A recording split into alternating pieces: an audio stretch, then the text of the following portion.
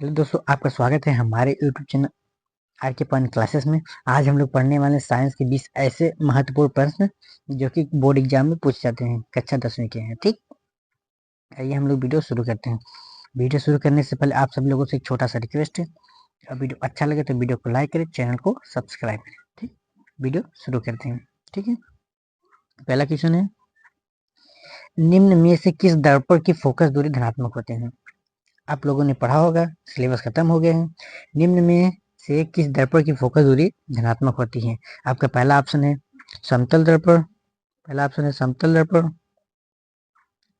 पहला समतल दर्पण, दूसरा है उत्तल दर्पण, तीसरा है अवतल दर्पण, चौथा है इनमें से सभी। आपका सही जवाब हो जाएगा ऑप्शन बी, उत्तल दर्पण। उत्तल दर्पण की फोकस दूरी क्या होती है? धनात्मक होती है। ठीक, अगला क्वेश्चन देखते हैं। दूसरा क्वेश्चन है, विद्युत आवेश का एसआई मात्रक क्या है? विद्युत आवेश का एसआई मात्रक क्या है? आपका पहला ऑप्शन है वोल्ट, दूसरा है ओम, तीसरा है एम्पियर, चौथा है कूलाम। आपका सही जवाब हो जाएगा, ऑप्शन डी, कूलाम। विद्युत आवेश का एसआई मात्रक क्या होता है? कूलाम होता है। ठीक, अगला क्वेश्चन देखते हैं। तीसरा नंबर क्वेश्चन है, तीसरा नंबर क्वेश्चन क्या है? अम्ल का पीएच मान होता है, अम्ल का पीएच मान होता है। आपका पहला ऑप्शन है 7 से अधिक, 7 से कम, या 7 होता है, या इनमें से कोई नहीं। आपका सही जवाब हो जाएगा ऑप्शन बी, 7 से कम। अम्ल का पीएच मान कितना होता है? 7 से कम होता है। और 7 से ज्यादा क्या होता है? 7 से अगर ज्यादा रहेगा क्या हो जाएगा? वो क्षार हो जाएगा। क्या हो जाएगा? क्षार। ठीक, अगला क्वेश्चन देखते हैं।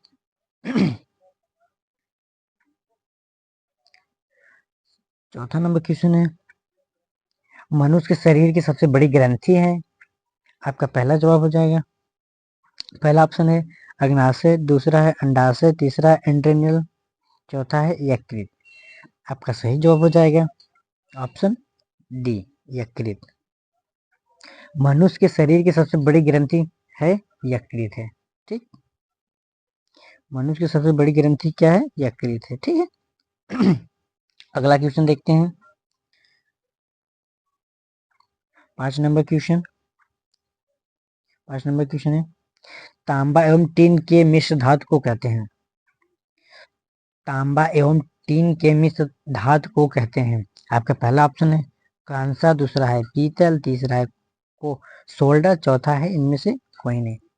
आपका सही जवाब हो जाएगा ऑप्शन ए, कांसा। कांसा कहते हैं। ठीक, तांबा एवं टीन के मिश्र धातु को कहते हैं कांसा। ठीक, अगला क्वेश्चन देखते हैं। 6 नंबर क्वेश्चन है, सोडियम धातु की परमाणु संख्या है? सोडियम धातु की परमाणु संख्या है, आपका पहला ऑप्शन है 11, दूसरा है 13, तीसरा है 22, चौथा है 44। आपका सही जवाब हो जाएगा ऑप्शन ए, सोडियम धातु का परमाणु संख्या है 11। सोडियम धातु की परमाणु संख्या कितना होता है? 11 होता है। ठीक, अगला क्वेश्चन देखते हैं। 7वां नंबर क्वेश्चन है, धातु की सबसे ऊपरी परत है? धातु की सबसे ऊपरी परत है, आपका पहला ऑप्शन है डेंटाइन, दूसरा है इनामेल, तीसरा है अस्थिक, चौथा है क्राउन। आपका सही जवाब हो जाएगा ऑप्शन बी, इनामेल। दांत की सबसे ऊपरी परत को क्या कहते हैं? इनामेल कहते हैं। ठीक, अगला क्वेश्चन देख लेते हैं। 8वां नंबर क्वेश्चन देखते हैं। 8वां नंबर क्वेश्चन क्या है? ग्लूकोज का रासायनिक सूत्र निम्नलिखित में से कौन सा है? ग्लूकोज का रासायनिक सूत्र निम्नलिखित में से कौन सा है? आपका पहला ऑप्शन है C2H5OH, दूसरा ऑप्शन है C6H6O6, तीसरा ऑप्शन है C6H12O6, चौथा ऑप्शन है C6H6। आपका सही जवाब हो जाएगा ऑप्शन सी, C6H12O6। ग्लूकोज का रासायनिक सूत्र क्या है? C6H12O6। और जो पहला है, पहला जो है वो किसका सूत्र है? Ethyl alcohol. किसका है?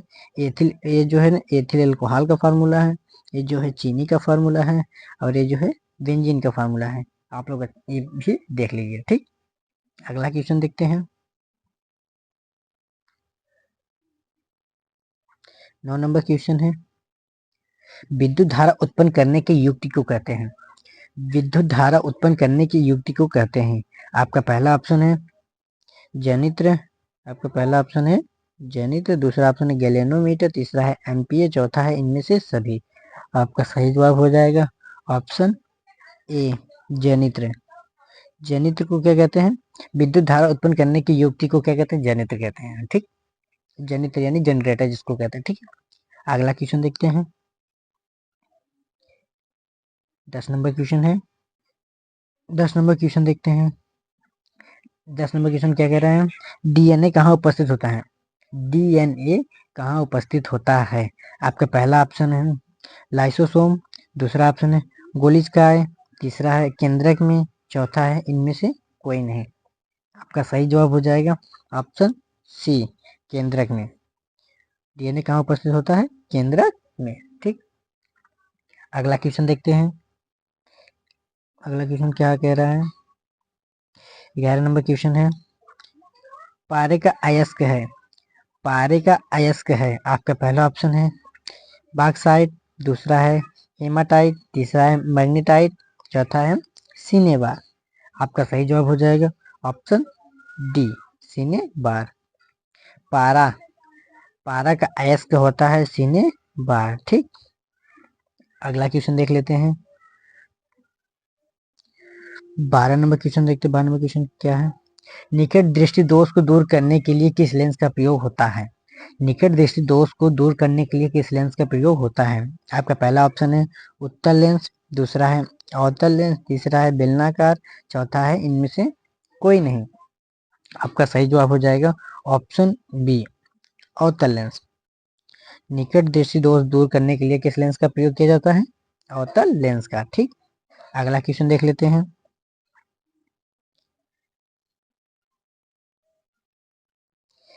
13 नंबर क्वेश्चन है, किसकी उपस्थिति के कारण पौधों का रंग हरा होता है? किसकी उपस्थिति के कारण पौधों का रंग हरा होता है? आपका पहला ऑप्शन है क्लोरोफिल, दूसरा ऑप्शन है ल्यूकोप्लास्ट, तीसरा ऑप्शन है फाइटोक्रोम, चौथा ऑप्शन है इनमें से कोई नहीं। आपका सही जवाब हो जाएगा ऑप्शन ए, क्लोरोफिल। क्लोरोफिल के कारण पौधों में हरा रंग होता है। ठीक, पौधा हरा होता है। ठीक, अगला क्वेश्चन देखते हैं।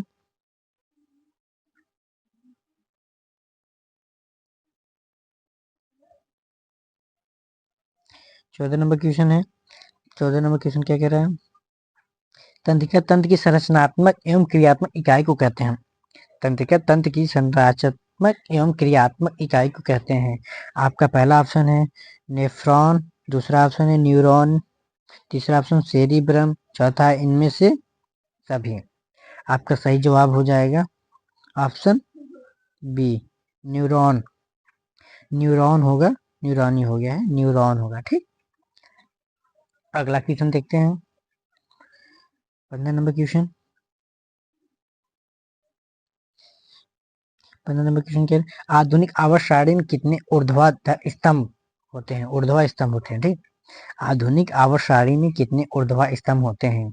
आपका पहला ऑप्शन है 7, दूसरा ऑप्शन है 12, तीसरा है 15, चौथा है 18। आपका सही जवाब हो जाएगा ऑप्शन डी, 18 होते हैं। आधुनिक आवर्त सारणी में कितने ऊर्ध्वा स्तंभ होते हैं? 18 होते हैं। जो एक प्यारी टेबल ऐसे रहता है, आपने देखा होगा, ऐसे ऐसे जो बना रहता है उसी को ऊर्ध्वाधर कॉलम कहते हैं। ठीक है, और जो ऐसे ऐसे रहता है उसको क्या कहते हैं? आवर्त कहते हैं, और इसको क्या कहते हैं? ऊर्ध्वाधर स्तंभ या ओवर्ग कहते हैं। ठीक, अगला क्वेश्चन देखते हैं।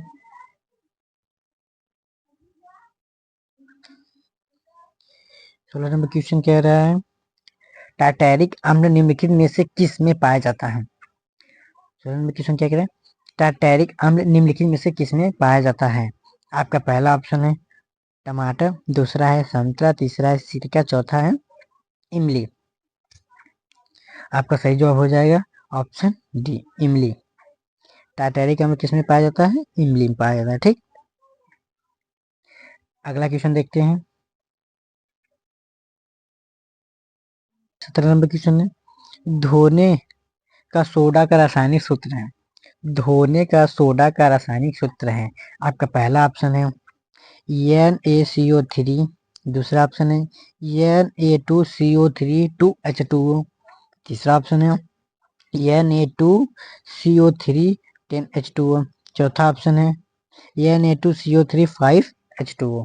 ठीक, आपका सही जवाब हो जाएगा ऑप्शन सी, Na2CO3 10H2O। क्या ऑप्शन है? Na2CO3 10H2O। धोने का सोडा का रासायनिक सूत्र क्या होता है? Na2CO3 10H2O। ये पेपर में कई बार पूछा है, आप लोग अच्छे से कंफर्म कर रहे हैं। ठीक, अगला क्वेश्चन देखते हैं। 18 नंबर क्वेश्चन है, निम्न में से कौन विद्युत का सुचालक है? निम्न में से कौन विद्युत का सुचालक है? आपका पहला ऑप्शन है सल्फर, दूसरा है क्लोरीन, तीसरा है ग्रेफाइट, चौथा है आयोडीन। आपका सही जवाब हो जाएगा ऑप्शन सी, ग्रेफाइट। ग्रेफाइट जो होता है ना विद्युत का सुचालक होता है। सल्फर भी नहीं होता, क्लोरीन भी नहीं होता, आयोडीन भी नहीं होता। ठीक, ये सब क्या है? ये सब गलत है। ठीक, विद्युत का सुचालक कौन होता है? ग्रेफाइट। ठीक, अगला क्वेश्चन देख लेते हैं।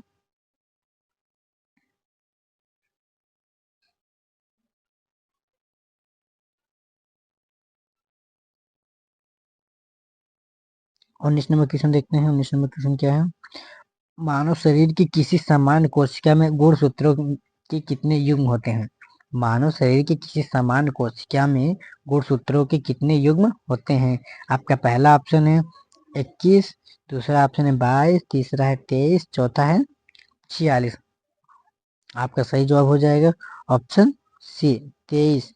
23 जोड़े होते हैं। ठीक, गुण अगर आपसे पूछ रहे गुणसूत्रों की संख्या कितनी होती है तो आप लोग बताएंगे 46। गुणसूत्रों की संख्या कितनी होती है और जोड़े कितने होते हैं? 23 जोड़े होते हैं। ठीक, ठीक, अगला क्वेश्चन देखते हैं। 20 नंबर क्वेश्चन है, मनुष्य के प्रत्येक जबड़े में चर्वक दांतों की संख्या कितनी होती है? मनुष्य के प्रत्येक जबड़े में चर्वक दांतों की संख्या कितनी होती है? आपका पहला ऑप्शन है 2, दूसरा है 4, तीसरा है 6, चौथा है 8। आपका सही जवाब हो जाएगा ऑप्शन सी, 6। मनुष्य के प्रत्येक जबड़े में चर्वक दंतों की संख्या कितनी होती है? 6 होती है। ठीक, आई होप, आशा करता हूँ आपको सारे क्वेश्चन अच्छे से समझ में आ गए होंगे। अगर वीडियो अच्छा लगा तो वीडियो को लाइक करें और चैनल को सब्सक्राइब करें और अपने सभी दोस्तों के पास शेयर करें। तब तक मिलते हैं अगले वीडियो में, तब तक के लिए जय हिंद।